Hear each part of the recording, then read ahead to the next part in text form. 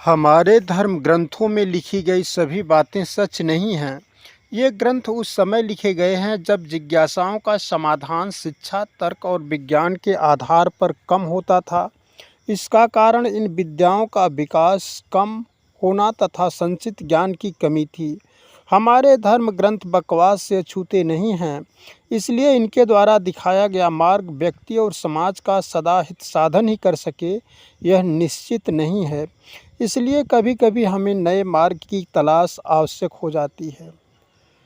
बकवास, अंधविश्वास, पाखंड, कुतर्क, अवैज्ञानिक तथ्यों की कमी हमारे इन ग्रंथों में भी कम नहीं है, जिन्हें हम आचरण का आधार मानते हैं। इन बुराइयों के कारण बहुत से संकटों का सामना करना पड़ता है। हम अपने इस ज्योतिर्मय जग चैनल पर ऐसी विकृतियों को प्रकाशित करते रहते हैं।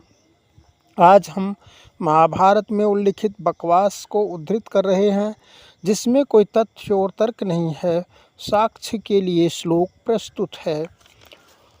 वृषभस्य स्थितो मूर्धनिम है पृष्ठे च मानद, तदा स भगवान रुद्रो निरैच्छेद दानमं पुरम।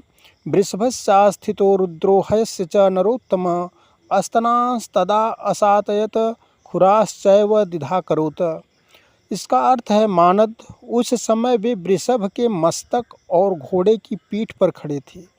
नरोत्तम, भगवान रुद्र ने वृषभ तथा घोड़े की पीठ पर सवार हो उस दानव नगर को देखा। तब उन्होंने वृषभ के खुरों को चीर कर 2 भागों में बांट दिया और घोड़ों के स्तन काट डाले। ततः प्रभृति भद्रम ते गवाम द्वयधिकृता खुरा, हयानां च अस्तना राजंस्तदा प्रभृतिनाभवन्, पीड़ितानां बलवता रुद्रेण अद्भुत कर्मणा।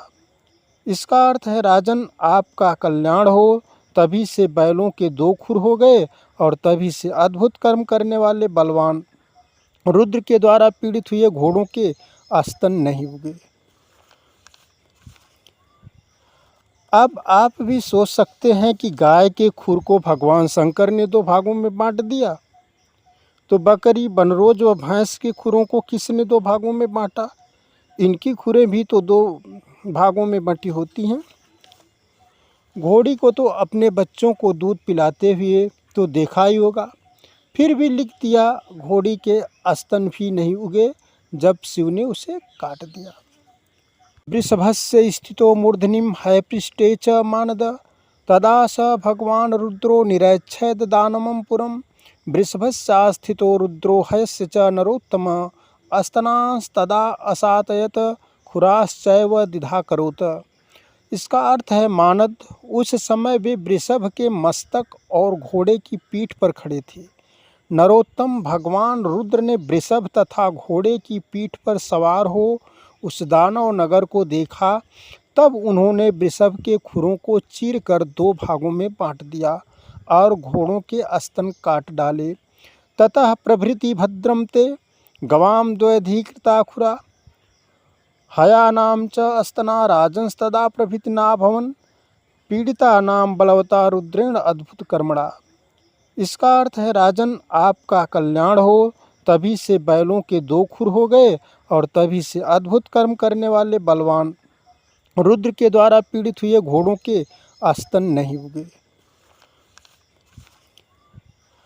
अब आप भी सोच सकते हैं कि गाय के खुर को भगवान शंकर ने 2 भागों में बांट दिया, तो बकरी, बनरोज व भैंस के खुरों को किसने 2 भागों में बांटा?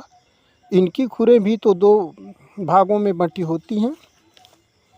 घोड़ी को तो अपने बच्चों को दूध पिलाते हुए तो देखा ही होगा, फिर भी लिख दिया घोड़ी के स्तन भी नहीं उगे जब शिव ने उसे काट दिया।